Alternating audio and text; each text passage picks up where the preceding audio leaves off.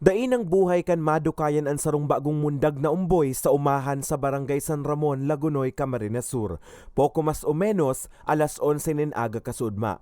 Sa impormasyon, nahilingan umboy kan sarong paraoma sa nasambit na lugar. Napigsasabing malinig kuta kan sa iyang pang-spray sa mga pananom kan makilingan sa kanal ang babaying umboy. Natulos man na ipinaabot sa Epatura kan Lagunoy Municipal Police Station. So, ang ginibo po kang pulis po, automatic po nagduman. So, dinala po ang itong gadan na for necroexamination sa government physician na si Dr. Amisis po, Dr. Amisis. So, talagang ngayon na pong buhay.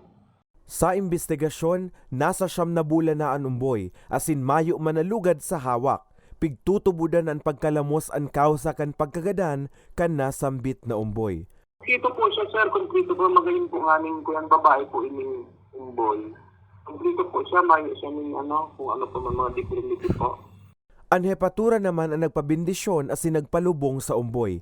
Agyat man sa otoridad na masoy-soy ang nagtapok sa umboy urog pang mayo man na nakahiling sa kagibo. Coordinate po sa mga neighboring barangay. I-release po itong mga bados po na mga posibleng mahati na bulan o kasi nakaaging bulan para po ma-identify ta po itong posibleng ina sa itong boy na nakuanggadan po. Sa presente, nagpapadagas pa ang pinagigibong investigasyon kan otoridad asin koordinasyon sa kataraid lugar.